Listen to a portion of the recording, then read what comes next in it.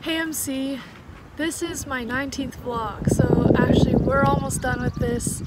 I can't believe I've made almost 20 videos and it's been such a wild ride. Thanks for sticking around with me for this, and I've had so much fun. My week's been going good. On Friday I had the honor to participate in the Cherry Blossom Humanities Conference. Basically you submit papers, you submit creative work or projects, and I got my paper selected and that was really exciting. And basically you get up and present about what you did your research on or your creative work and just share with an audience about it. And for me, honestly, it was just such a great experience. I really recommend it. If you can, submit to it.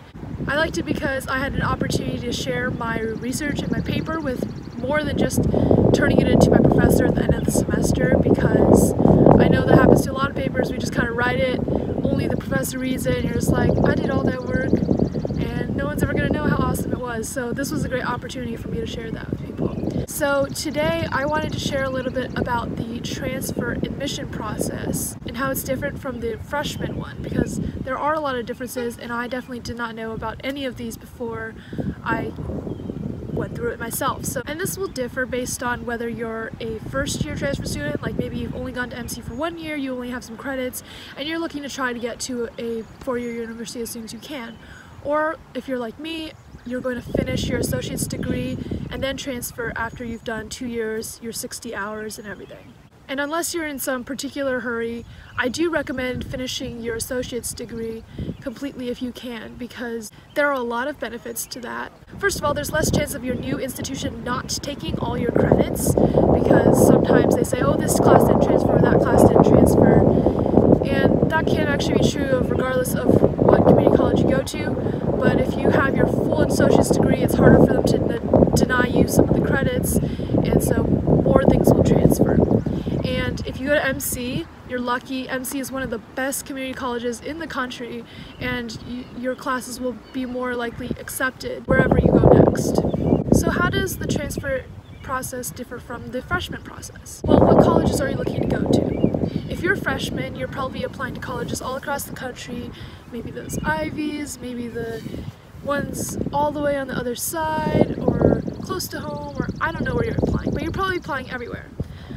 As a transfer, you have a lot more priority on the in-state schools. It's true for Maryland and also for other states. If you go to MC, there's a lot of agreements with Maryland colleges to help you get in more smoothly and more easier. Your credits will definitely transfer. There's a lot of matriculation agreements that you can get into Maryland colleges, the higher chance. That doesn't mean don't dream though, because you definitely can still apply out of state. Depending on where you want to go, the chances are lower. Personally, my dream is to go out of state. I really want to go to LA and California, but I know for some of the UCs, they really prioritize California transfer admissions, and the number of people they admit from out of state for transfers is really low. So that's the first difference. As a transfer versus a freshman, you have such good chances as a transfer in-state, but don't be limited, you can still dream. The second big difference between being a transfer applicant and a freshman applicant is your track record and what they'll be looking at when you apply.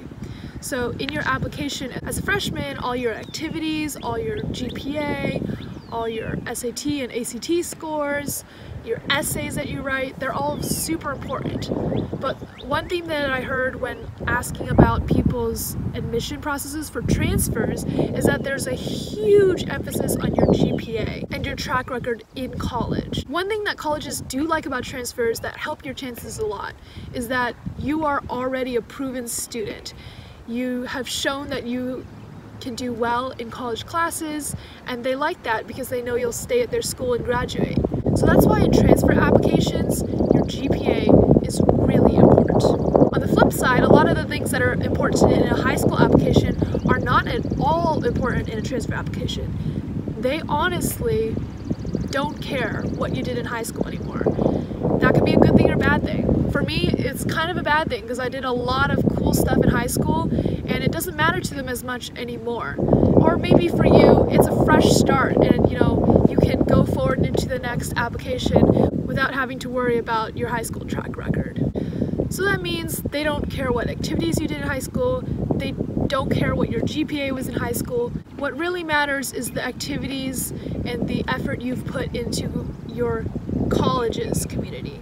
One interesting thing is that they don't take any SAT or ACT scores if you are applying with 60 hours or with 2 years already. They will look at your SAT and ACT scores if you're only about 1 year into community college and thinking of transferring. And in transfer applications, of course, you do have some essays, although I've got to say they aren't quite as bad as the freshman ones.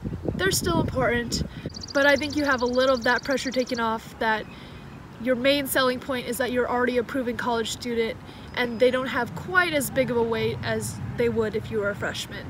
In a college admissions checklist, you'll probably find also you'll need recommendation letters, so be sure to ask for those in advance, 2 weeks, a month in advance before you need them. Some colleges will ask for your transcript before admissions, and some will ask for it only after you're admitted. So check on that for each school, make sure you've got it right. Also, a lot of colleges will ask for your high school transcript, not in any way related to your coursework, but just to prove that you graduated, so that's their way of checking that. Again, check for every single school that you've got all their requirements fulfilled when you submit your application. The third and final difference I want to discuss is the application dates. So for freshmen, you may have heard all your friends, maybe you went through this yourself. Most of your application deadlines are November, December, maybe October, a couple in January, but most of your applications are due pretty early, and then you start hearing back maybe February, maybe March. Actually, today is April 7, and I think most freshmen have heard back by now. However, as a transfer, it's a little different. Most of the application deadlines are way later, and it's nice because you get more time to write your essays. A lot of them are due in February, some in March, and depending on the institution, it can go even later for the deadline. The drawback to this is that you hear back later. Again, it's April 7 today, and I haven't heard back yet, and I won't for another month. Most of my decisions aren't coming until May, so I've got a while to go still. Of course though, make sure to check your deadlines early. Don't put off your applications just because they're later. For example, I applied to some of the UCs, and the UCs aren't on the Common App or the Coalition app. They get to make up their own rules, and their rule was that transfers have to apply at the same time as freshmen back in November. So make sure you pay attention to that. And so that's what I had to say on the differences between the transfer and the freshman applicant process. I hope you learned something new, because I definitely did as I went through all of this, and now I'm nearly at the end of it. And I hope this helps you out as you guys look forward to your future as well. Good luck, Raptors. I know you'll do great. Bye-bye.